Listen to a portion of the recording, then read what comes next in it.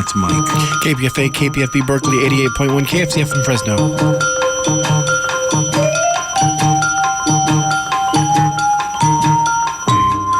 Good evening. It's Friday, October 9th. President Trump ready to start his campaign stretch run in a desperate attempt to save his presidency. He'll use the White House tomorrow night for a mass rally in brazen defiance of the Hatch Act, prohibiting the use of government property for partisan political purposes. I think I'm going to try doing a rally on Saturday night. If we have enough time to put it together, but we want to do a rally in Florida, probably in Florida on Saturday night. Might come back and do one in Pennsylvania in the following night, and it's incredible what's going on. I feel so good. Trump will hit the road for that rally in Florida on Monday.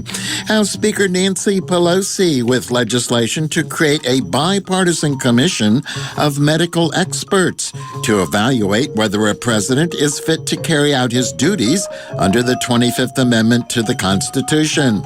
Pelosi makes it clear the legislation would apply to future presidents and not to President Trump, but she says his COVID-19 illness has underlined its necessity.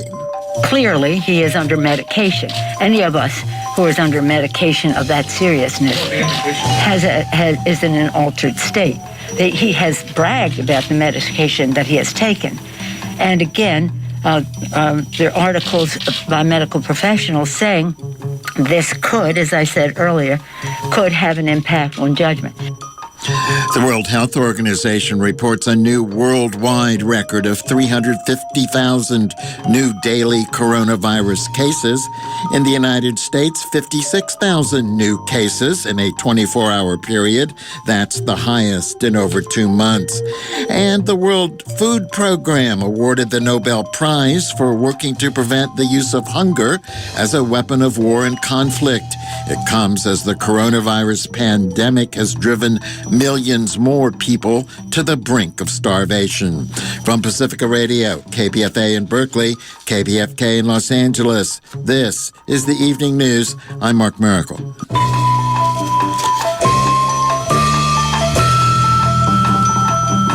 President Donald Trump and his team laid out an aggressive return to political activities today, including a big Saturday White House event and a rally in Florida, a week after his hospitalization for the coronavirus that's killed more than 210,000 Americans. As questions linger about his health, Trump is planning to leave Washington for the first time since he announced his diagnosis. He's also increasing his radio and television appearances with conservative interviewers, hoping to make up for lost time with just over 3 weeks until Election Day and millions of Americans already voting. 2 weeks after his Rose Garden event that has been labeled a super spreader for the coronavirus, Trump's planning to convene another large crowd outside the White House tomorrow. More than 24 people linked to that White House Rose Garden ceremony have contracted COVID-19 since the president's September 26th event, announcing Judge Amy Coney Barrett as his nominee to the Supreme Court. Tomorrow, Trump will address the group, expected to be at least several hundred supporters, from the White House balcony. A person with knowledge of the planning said all attendees must bring masks or they'll be provided with them, and also will be given temperature checks and asked to fill out a brief questionnaire. Following Centers for Disease Control guidelines will be strongly encouraged. Those mandate mask wearing and social distancing.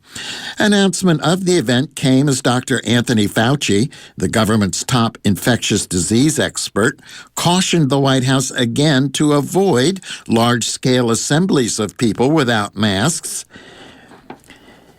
He also called for the first time the Rose Garden gathering for Supreme Court nominee Amy Coney Barrett a super spreader event.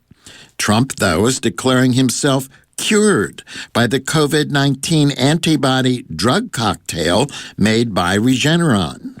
I was in not great shape, and we have a medicine that healed me, that fixed me. It's a great medicine. I'm telling you, we have a cure, more than just a therapeutic. We have a cure. There is, so far, no cure for COVID-19. The White House is also boosting its offer in up and down COVID-19 relief aid talks in hopes of an agreement before Election Day. President Trump took to Twitter to declare COVID relief negotiations are moving along. Go big. And then on Fox television, I would like to see a bigger package. I'd like to see money going to people. It was not their fault that China sent in the plague. I would like to see a bigger stimulus package, frankly, than either the Democrats or the Republicans are offering. I'm going in the exact opposite now, okay? Trump's comments and those of Larry Kudlow, his chief economic advisor, came before a telephone conversation today between House Speaker Nancy Pelosi and Treasury Secretary Steven Mnuchin, the White House negotiator. Those talks ended without an announcement of any agreement.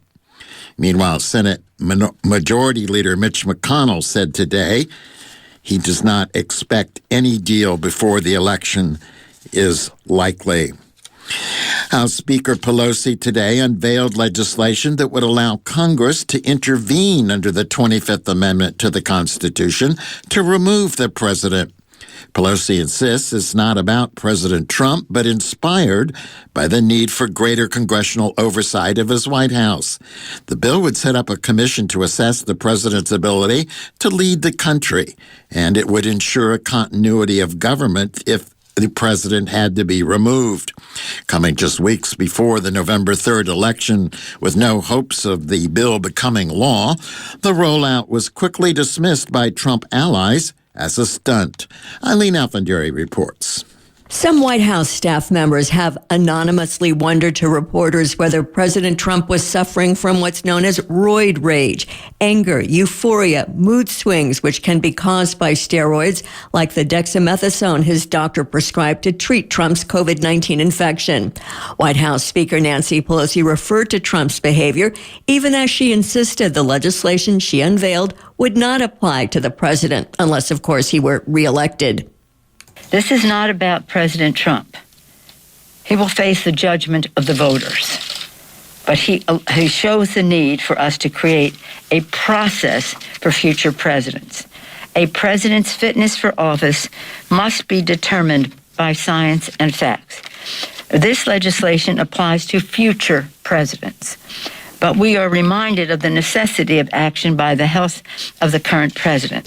Pelosi and Maryland Congressman Jamie Raskin, who is a constitutional scholar, unveiled the legislation that would establish a bipartisan commission on presidential capacity. They noted Article 4 of the 25th Amendment to the Constitution gives Congress the power to establish a permanent body that, with the concurrence of the vice president, can declare the president is unable to discharge the powers and duties of his office. Raskin said his legislation would give the Democratic and Republican leaders in the House and Senate each the ability to select 4 physicians and 4 psychiatrists to serve on the commission. In addition, they would select by party 4 retired leaders like former presidents or surgeons general to serve. The 16 appointed members would then select a 17th member who would chair the commission. Raskin previously proposed similar legislation 3 years ago. He answered the question of why he's resuscitating the proposal now. There's never a really good time to do it because it's always seen just in its local circumstance as opposed to the need to have this institutionally. So I guess I would say this is the situation has focused everybody's mind on the need for following through on this suggestion in the 25th Amendment that Congress set up its own body. And I think, again, in the age of COVID-19, where a lot of government actors have been afflicted by it, we need to act. Raskin's legislation has 38 co-sponsors, all Democrats. Republicans reacted swiftly and negatively. White House Press Secretary Kayleigh McEnany said it was an absurd proposal. Republican Senate Majority Leader Mitch McConnell called it absolutely absurd. Trump's behavior has led to alarm and speculation that he's suffering from either the mental confusion that COVID-19 can cause or from the mood swings from steroids. Critics have pointed to his statements that he feels better than he has in 20 years. His so-called joyride outside Walter Reed Hospital in a hermetically sealed vehicle that put his Secret Service staff at risk. His abrupt cancellation of talks over coronavirus economic aid, and at times seemingly manic series of tweets. But none of those actions are out of character for Trump, so it's hard to tell what caused them. House Speaker Nancy Pelosi. Clearly, he is under medication. Any of us who is under medication of that seriousness is in an altered state. He has bragged about the medication that he has taken. And again, there are articles by medical professionals saying this could, as I said earlier, could have an impact on judgment. Congress is not in session, so any serious consideration of the bill, let alone votes in the House or Senate, is unlikely until a new Congress and perhaps a new president is sworn in. It remains to be seen whether Democrats will still press to advance the bill if Joe Biden is in the White House come January, and if Republicans would still find the notion of such a commission absurd if a 78-year-old Democrat assumes control of the presidency. For Pacifica Radio, I'm Eileen Alfandary.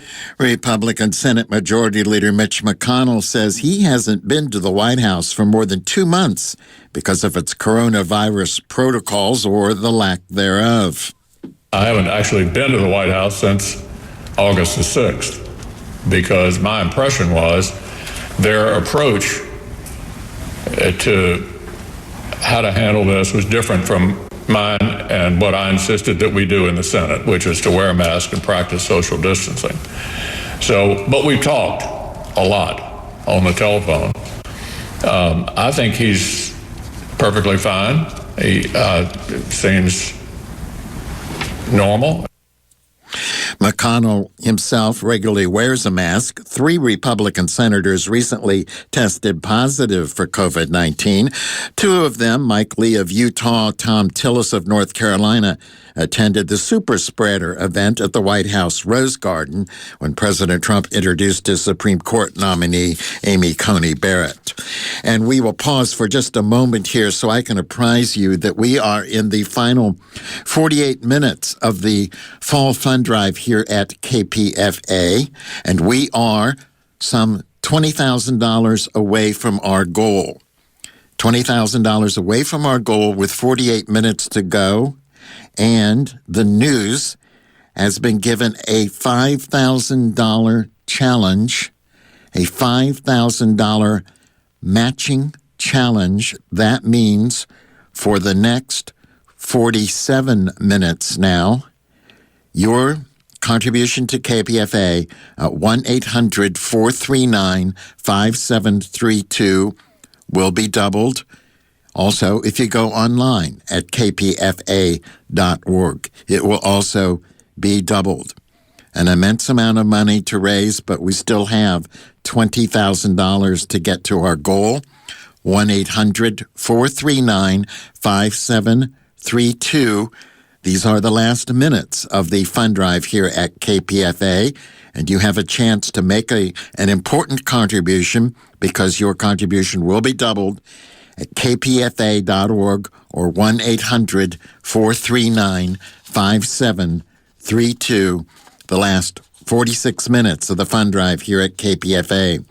A Trump administration official leading the response to the coronavirus pandemic says the U.S. can expect delivery of a vaccine starting in January of next year, despite statements from President Trump that inoculations could begin this month.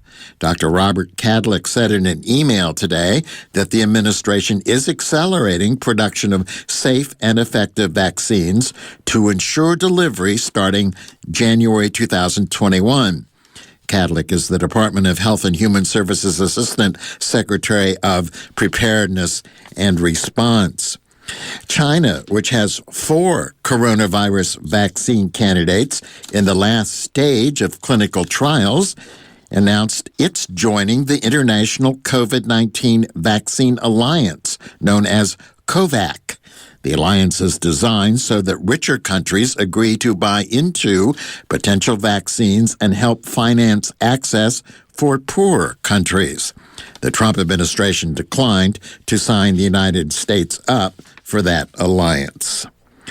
A federal judge today refused to block New York's plan to temporarily limit the size of religious gatherings in COVID-19 hotspots.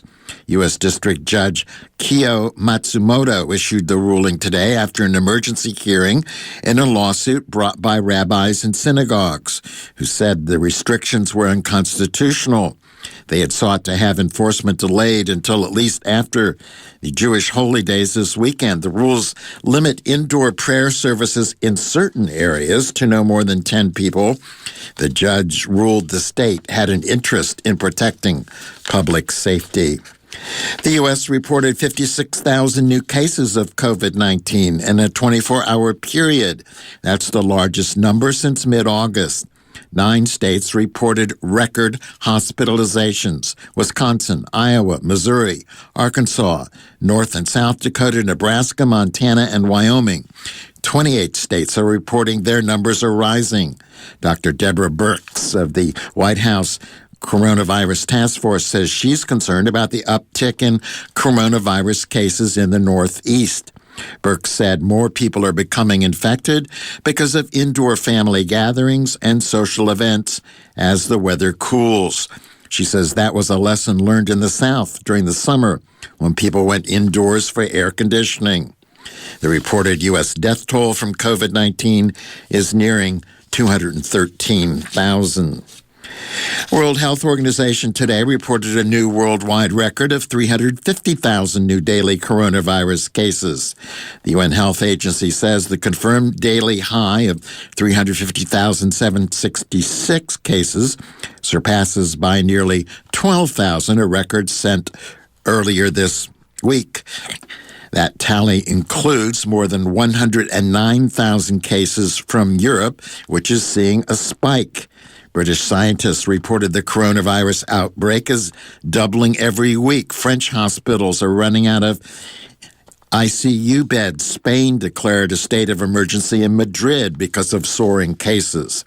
In the United Kingdom, Prime Minister Boris Johnson is to make a statement to Parliament on Monday, giving details of new restrictions to slow the spread of coronavirus in England.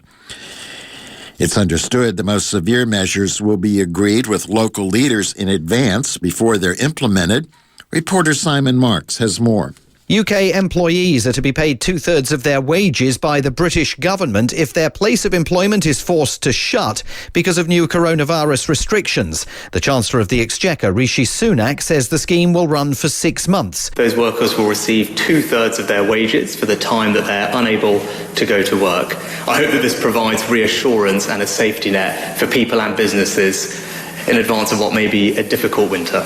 Simon Marks reporting. Russia today reported its highest daily increase in newly confirmed COVID-19 cases.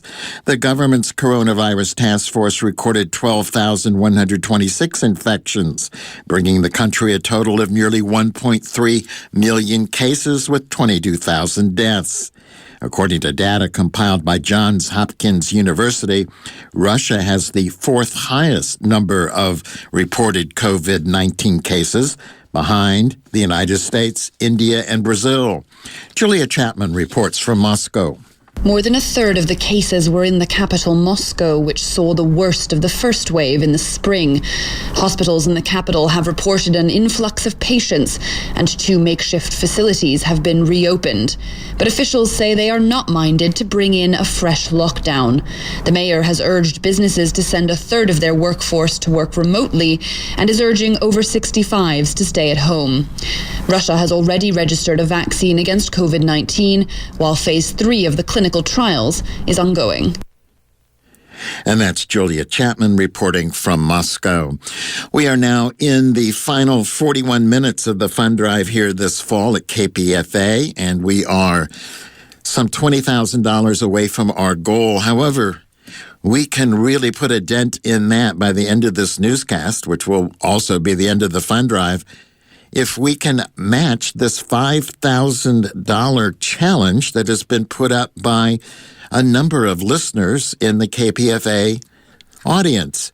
including David in Sebastopol, Sandra in Petaluma, Alan in San Mateo, Leanne and Michael in Richmond, Hannah in San Francisco, Nancy in San Rafael, among the many who are pledging $5,000 to KPFA in a matching fund. That means your contribution here in the final 40 minutes of the fund drive here at KPFA will be matched at 1-800-439-5732. This is it. There is no tomorrow. Can't wait till tomorrow to do this. You have to do it tonight. Or online at kpfa.org. 1-800-439-5732 or kpfa.org. A tremendous amount of money to raise this $5,000 matching challenge. But I think we could get it. I think we can get there. 1-800-439-5732, kpfa.org. If you're listening to the news tonight and have yet to make a contribution, now's your chance. There won't be a chance after the next 39 minutes. It's all over then. 1-800-439-5732, kpfa.org. A new report by the Anti-Defamation League says there's been a spike in anti-Asian rhetoric and conspiracy theories since President Trump announced he was infected with COVID-19. The ADL says a surge of online vitriol towards Asian Americans is spreading into physical and violent hate crimes, brutal beatings, stabbings, even assaults with acid and fire.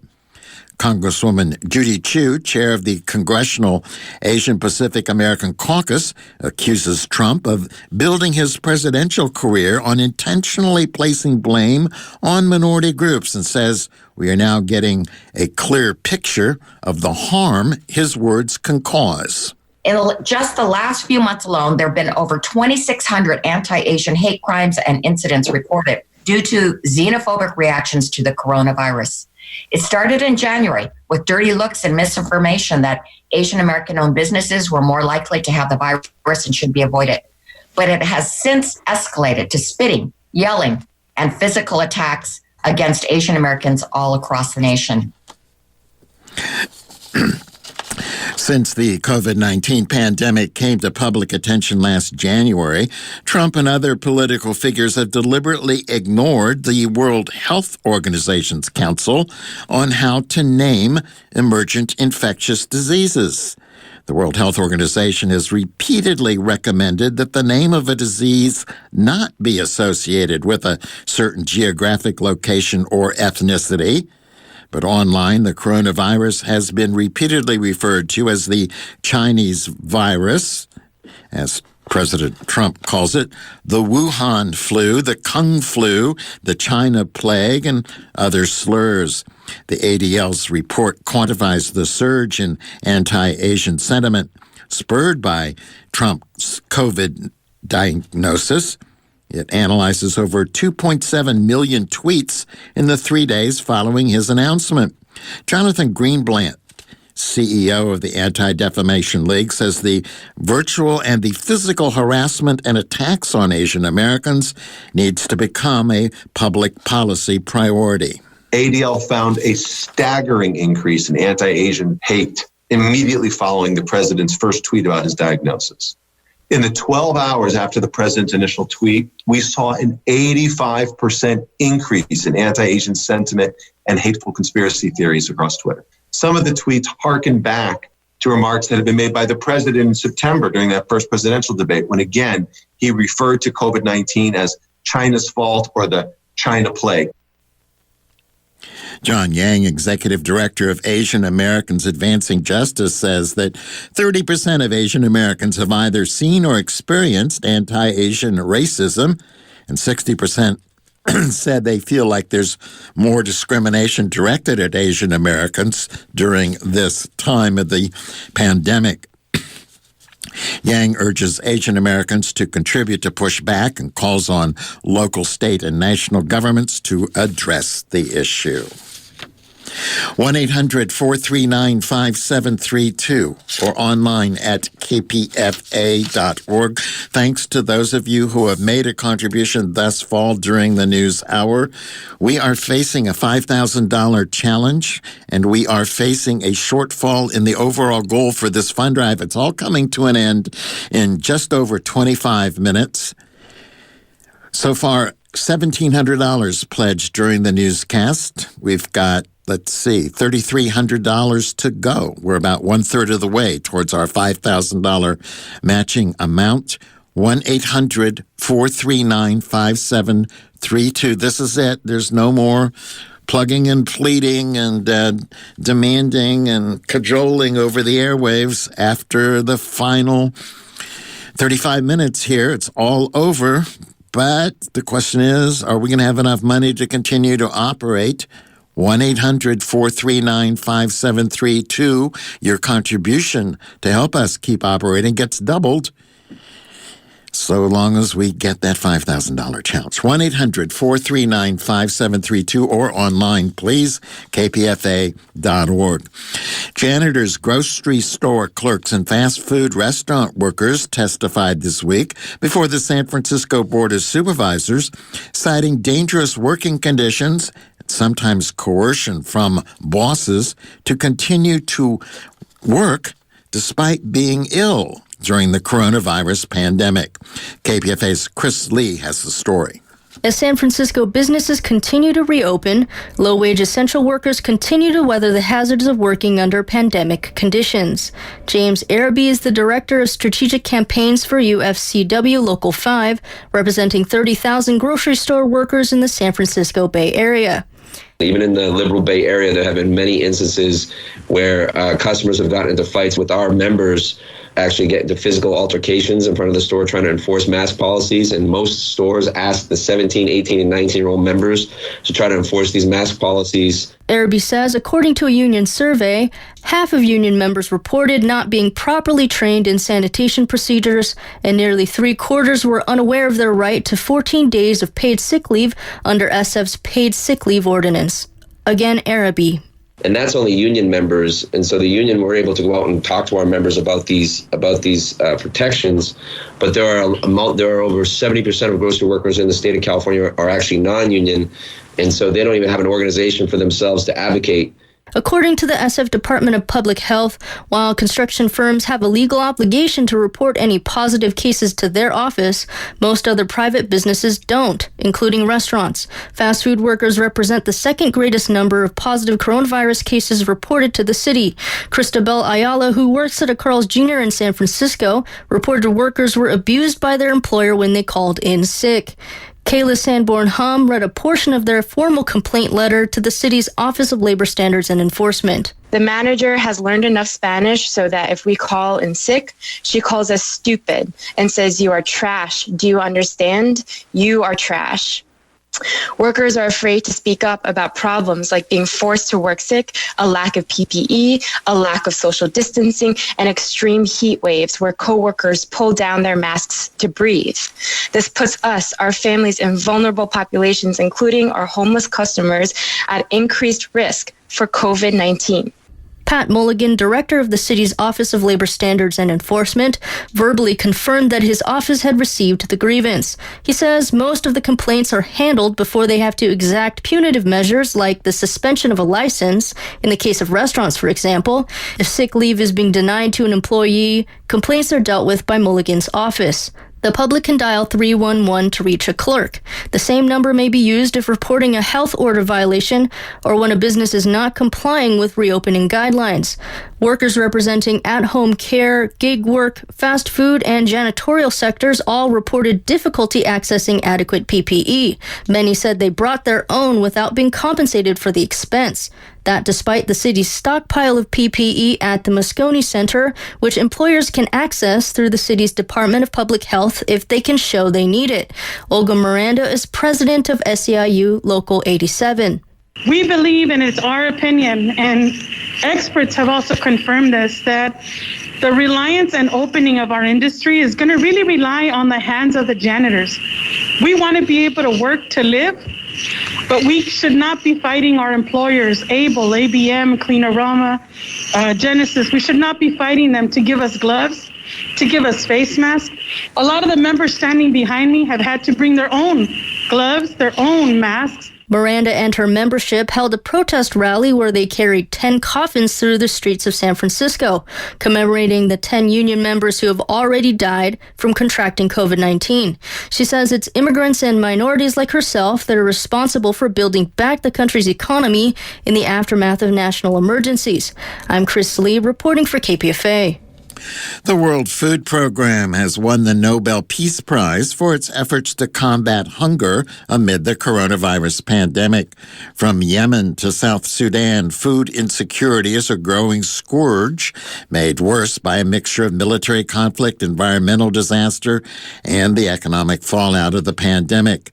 Last year alone, the Rome-based organization provided aid to almost 100 million people in 88 countries.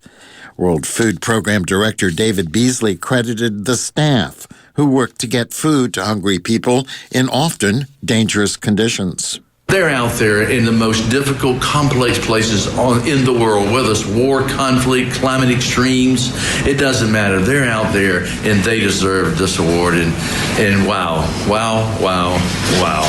I can't believe it. Reporter Li Ling Tan has more from New York. In congratulating the World Food Program for clinching the Nobel Peace Prize, United Nations Secretary-General Antonio Guterres also underscored the immense challenge the agency constantly faces. I've seen them in the most remote and dangerous locations, serving the most vulnerable of the vulnerable people of this world. The World Food Program was hailed for helping nearly 100 million people across 88 countries last year. When the pandemic struck this year, the agency served even more as a lifeline, operating humanitarian flights at a time when other commercial airlines were grounded. I'm Li Ling Tan in New York. And this is the evening news on KPFA Berkeley, KPFK Los Angeles, KFCF Fresno, online at kpfa.org. If you're a new listener, it's an hour-long newscast that airs each night at 6 o'clock with a half-hour edition on the weekends. You can always listen to it online. It's at kpfa.org. I'm Mark Miracle. And if you're just tuning in, this is the halfway point of this newscast, and we are halfway there towards making this $500,000 matching challenge that has been put up by KPFA listeners to get those of you who are listening but are not yet contributors to this fund drive, this fall fund drive here at KPFA, to do so in the final 27 minutes of the drive. It's all coming to an end in 27 minutes, and you have the opportunity in those minutes to double your contribution at 1-800-439-5732. Join David of Sebastopol, who put up money, Elena in Berkeley, who put up money, Joshua in Campbell, who put up money, an anonymous contributor in Mountain View, an anonymous contributor in Napa. Join them. They're offering to double your contribution to the limit of $5,000 at 1-800-439-5732. There is no tomorrow. Well, I hope there is a tomorrow, but there's no tomorrow for the Fall 2020 Fund Drive at KPFA. No, it's ending in 26 minutes. And we are short of our overall goal. And we need your help at 1-800-439-5732. And we will double your help, or actually, generous listeners from our audience will double your help by matching your contribution at kpfa.org, 1-800-439-5732. Help us end this with a flurry. Help us get as close as possible to our overall goal. Help us make this $5,000 match. kpfa.org, 1-800-439-5732. Twitter is imposing tough new rules that restrict candidates from declaring premature victory and to tighten its measures against spreading misinformation, calling for political violence, and spreading thoughtless commentary in the days leading up to and following the November 3rd U.S. election. Tweets that falsely claim a candidate has won will be labeled to direct users to the official U.S. election results page on Twitter. Posts that encourage violence or call for people to interfere with election results will be removed. Twitter is also making it more difficult to retweet posts that are labeled for misleading information about civic integrity and COVID-19 or for including manipulated photos or videos. And in the tense political climate, California is taking the unusual step to warn local election officials to prepare for disruption at polling places and potential cases of voters being intimidated or blocked from casting ballots. In a memo this week, the Secretary of State's office reminded county election officials it's a felony for any person to possess a firearm at a voting location or in the immediate vicinity unless authorized. It's also illegal to threaten anyone in an attempt to discourage them from voting. Secretary of State Alex Padilla says he expects a safe election, but local officials should be ready for any attempts to disrupt or to interfere with voting. Democratic presidential candidate Joe Biden and running mate Kamala Harris released their plan for the country's tribal nations during their campaign swing through the state of Arizona yesterday.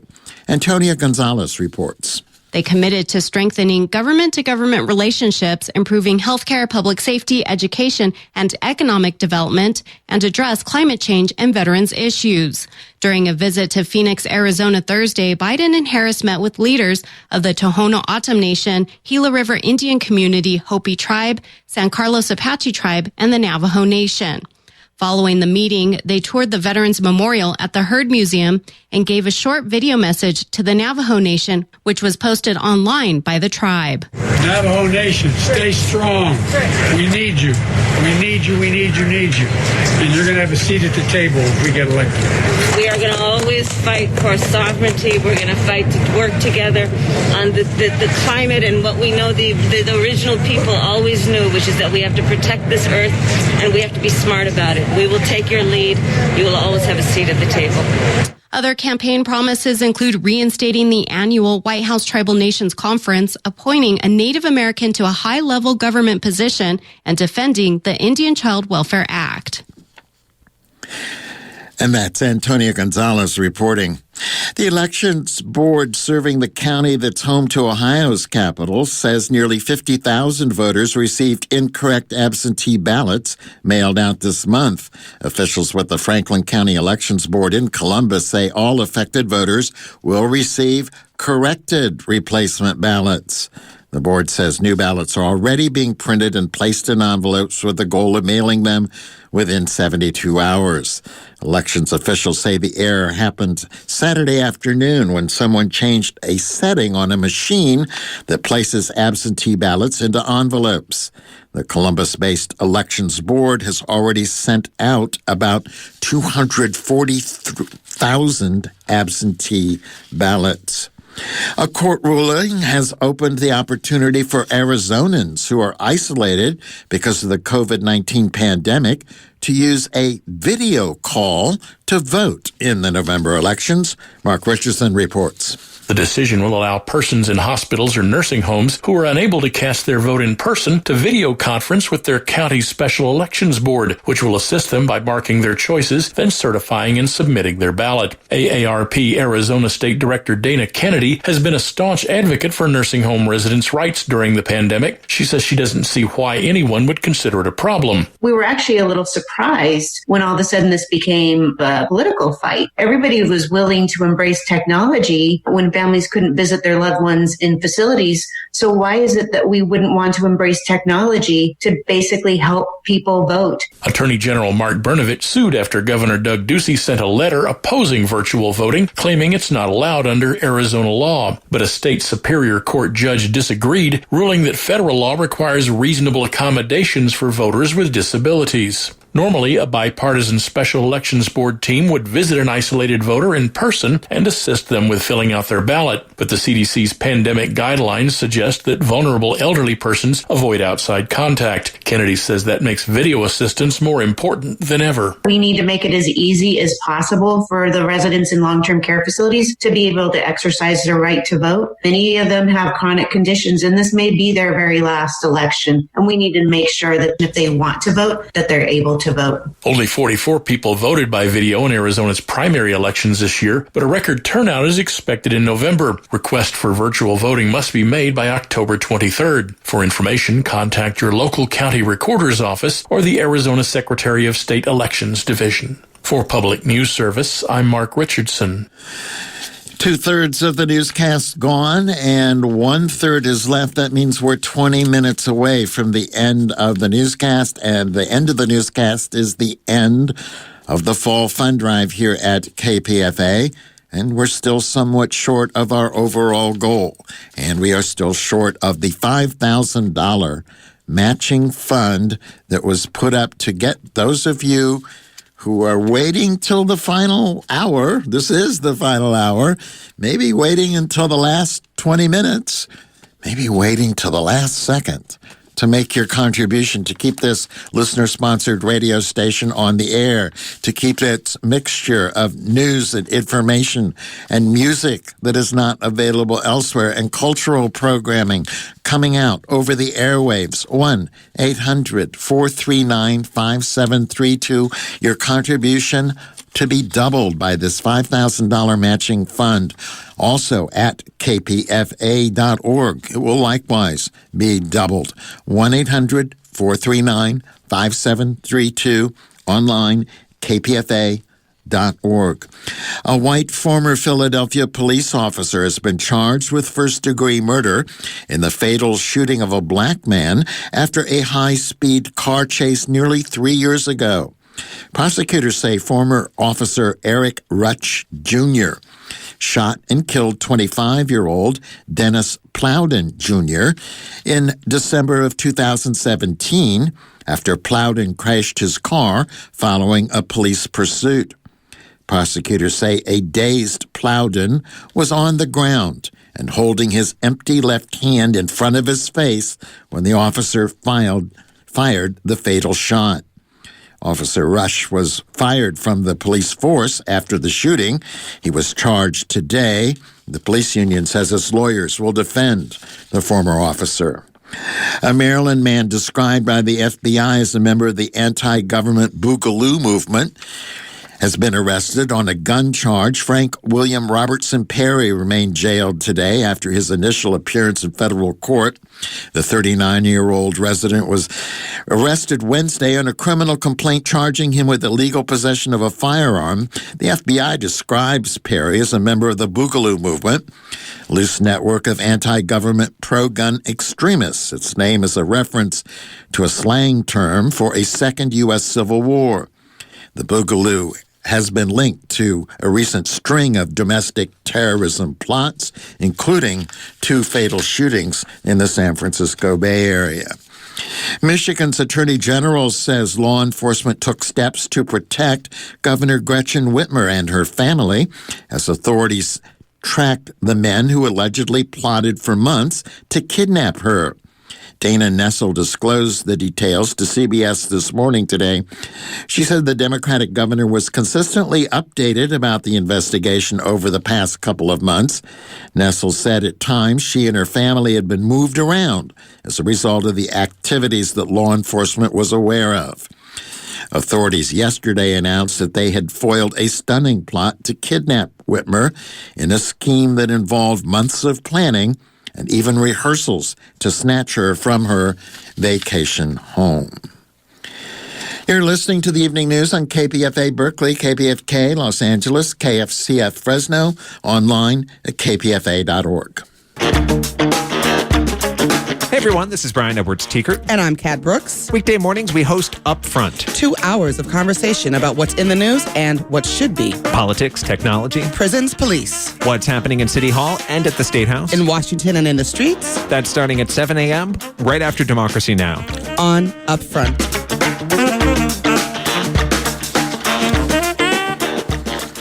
Final 15 minutes of the newscast, the final 15 minutes of the fund drive here at KPFA.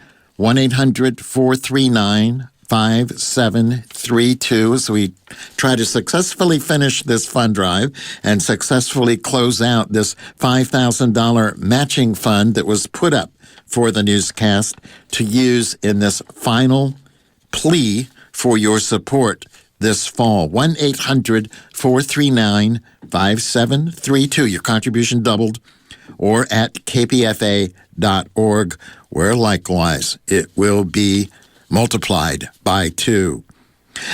Latino religious leaders are reaching out to members of Congress urging action on climate change, which is worsening the fires that are choking their neighborhoods with smoke. Suzanne Potter reports. The poor air quality also compounds the suffering of COVID patients who struggle to breathe. Pastor Martin Martinez of Victorious Worship Church in San Bernardino says COVID has forced him to hold fellowship outside, even as the fires led him to cancel some services altogether. I had to make a late call that Sunday morning and tell people, I don't want you guys to come. It's too toxic of the air. There's so much smoke here. There's so much ash falling. We have people that have diabetes, lung problems, asthma. This summer, select committees on the climate crisis in both the U.S. House and Senate released reports listing ways to reduce carbon emissions and protect the air, land, and water. Martinez is part of the Hispanic Leadership Network, a group of Latino faith leaders that have spent months asking Congress to turn those reports into legislation. Shanna Edberg with the Hispanic Access Foundation says there's a lot Congress can do to reduce the impact of fires and floods and promote things like climate-friendly agriculture, energy efficiency, carbon capture, and renewable energy. Climate change is an issue that's really important to the Latino community and something that they're very vulnerable to. And of course, it intersects with the pandemic and the economic crisis. So it's really a very timely report, and we think action is needed now. Edberg notes that polls show that 3 in 4 Latinos want corporations, citizens, the legislative and executive branch to do much more to address the climate crisis. For Public News Service, I'm Suzanne Potter. On the heels of another summer plagued by dangerous heat, drought, and fires, some of Colorado's top leaders are speaking out against the rollback of clean car standards. Mary Sherman reports. Just as the COVID-19 pandemic took over the country, the EPA finalized a rule reversing course on Obama-era vehicle emission standards, which aimed to reduce vehicle emissions that contribute to climate change.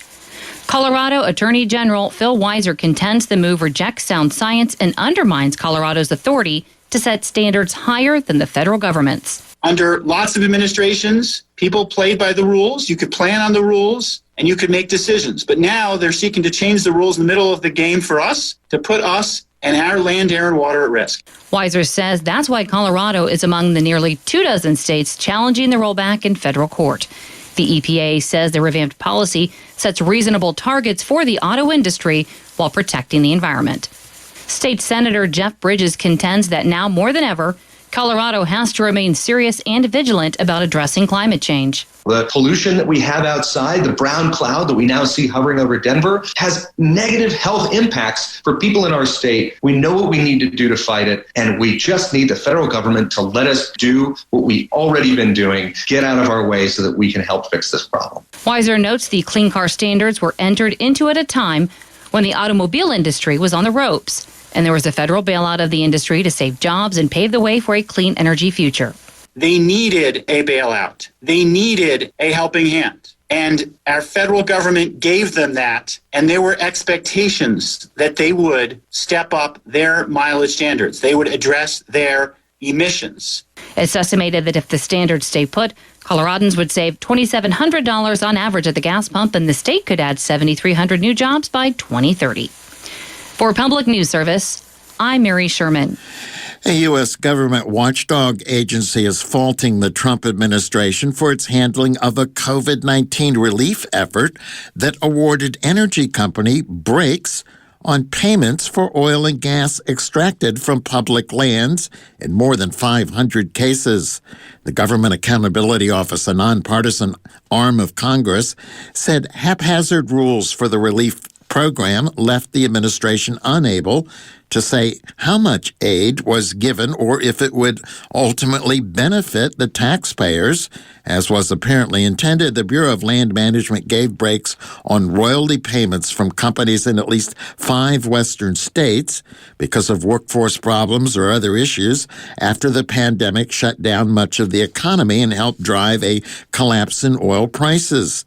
The Trump administration also gave breaks to companies that extract oil in the Gulf of Mexico, but it has released scant details of that effort. Offering royalty relief to companies had been done before the pandemic. It's intended to boost the profitability of oil and gas wells so they can still be profitable. The idea is to protect against companies being forced to shut down uneconomical wells permanently, meaning that they would never again generate government revenue.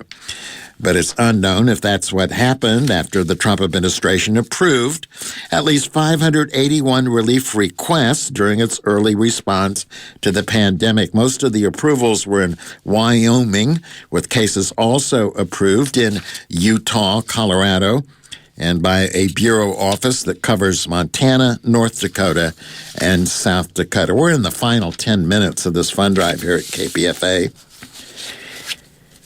And I must say, we still need your help because we haven't reached our goal. And we do have a matching fund here of $5,000 if you'd like to get in here in the final 8 minutes. 1-800-439-5732 is the number to call. Or you can do it at kpfa.org.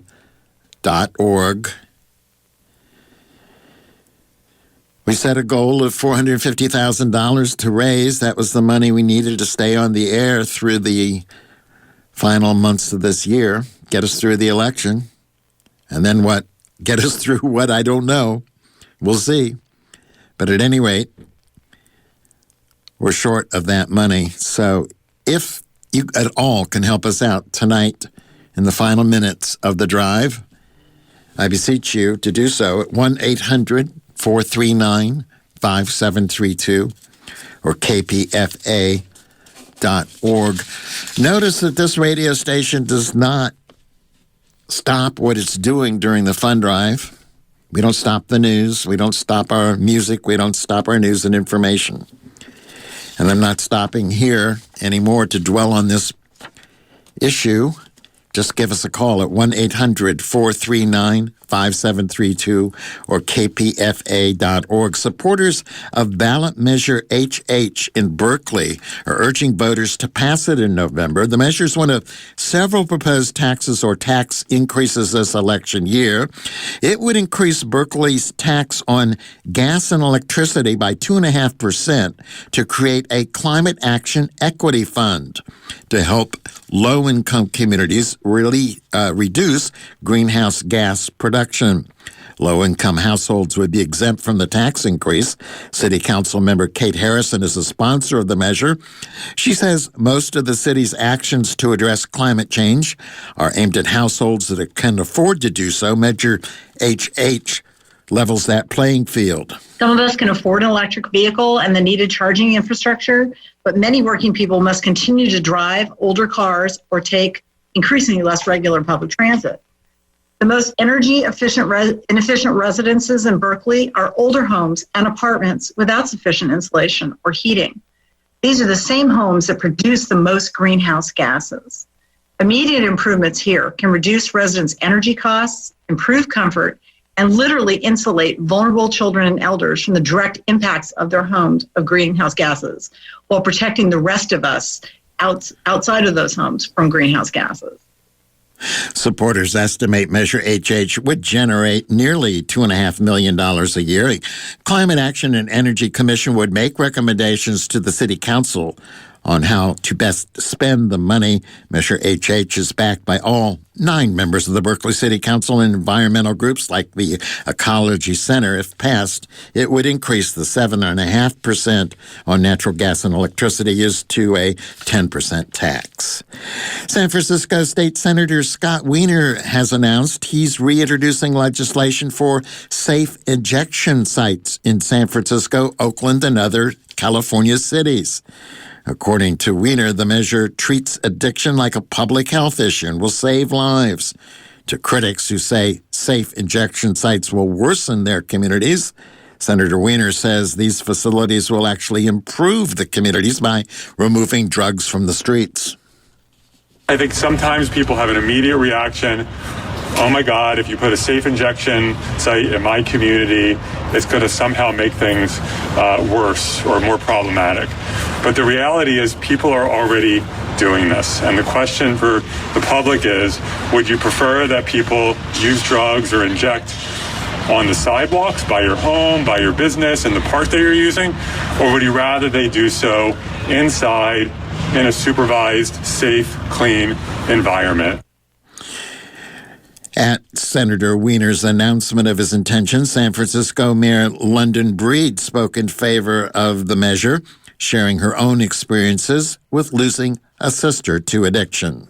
When you have people that you know and you love who struggle with addiction, the thing that you want most for them is you want a better life for them. You want them to be able to get help. You want to make sure that addiction doesn't take their life. And that's happened to me. Many of you know I talk about what happened to my sister, and I wish the opportunity to get help was available to her. Safe injection sites are currently illegal under California state law. Lawmakers approved legislation for a safe injection site in San Francisco 2 years ago, but then Governor Jerry Brown vetoed it. Senator Weiner says he can't predict how the current administration will respond to his new bill, but he's hopeful. On Monday, increasing numbers of Americans across the country will observe Indigenous Peoples Day instead of the more traditional Columbus Day holiday. That includes a number of cities in the state of Montana. Eric Tegethoff reports. On Monday, many Montanans will be celebrating Indigenous people rather than Christopher Columbus. 4 Treasure State cities have replaced Columbus Day with Indigenous Peoples Day in order to recognize Native culture and history.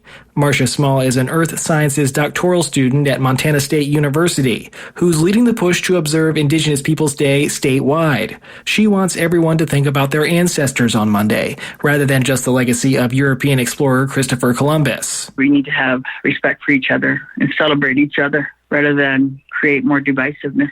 Let's create a collectiveness that moves toward a better horizon. To commemorate the day, Montana State University is hosting Joy Harjo, the current U.S. Poet Laureate and the first Native American to hold the title. Her lecture is free and accessible via Zoom at noon. Small also encourages people to look into the Native history of the place they live. For a better world for all of us, for more accurate history and education, for more accurate history period, learn where you're at. Learn the lands on which you are on. Learn what that land used to be. Know the language of that land. Bozeman and Missoula have recognized Indigenous Peoples Day since 2016. Helena and Harlem, a city near the Fort Belknap Reservation, joined them in 2019. For Public News Service, I'm Eric Tegethoff. CAL FIRE said today the glass fire in Napa and Sonoma counties is 3/4 contained. It destroyed 334 homes in Sonoma County, 308 in Napa. Hurricane Delta has weakened to a Category 1 storm as it moved inland along Louisiana's southwestern coast. Delta made landfall as a Category 2 storm about 6 p.m. local time near Creole with top winds of 100 miles an hour. An hour later, its wind speed had dropped to 90 miles an hour. The final minute of the fund drive here at KPFA, the final 50 seconds, 1-800-439-5732 or kpfa.org. Thanks to all of you who made a pledge during the news hour. We did meet that $5,000 challenge. Thanks to all of you who made a contribution throughout the fund drive, whether it was in the newscast or not. Thank you so much. Cloudy tomorrow in the San Francisco Bay Area with highs in the mid-60s. Further inland, mostly cloudy with highs in the low to the mid-70s. In the central San Joaquin Valley tomorrow, partly cloudy with a high of 80. And in Los Angeles, mostly sunny with a high in the mid-70s. That's it for the news tonight and for the fund drive. Good evening. This is a community event for October 2020. American Masters presents Michael Tilson Thomas, Where Now Is, on Friday, October 23rd at 6 p.m. This documentary about the legendary conductor of the San Francisco Symphony takes place at pbs.org/American Masters and via the PBS video app. This community announcement is produced by the First Voice Apprenticeship Program. Send your listing for consideration to calendar@kpfa.org or mail it to 1929 Martin Luther King Jr. Way, Berkeley, California, 94704. To hear this announcement again, call 510-848-6767, extension 627, or view it online at kpfa.org.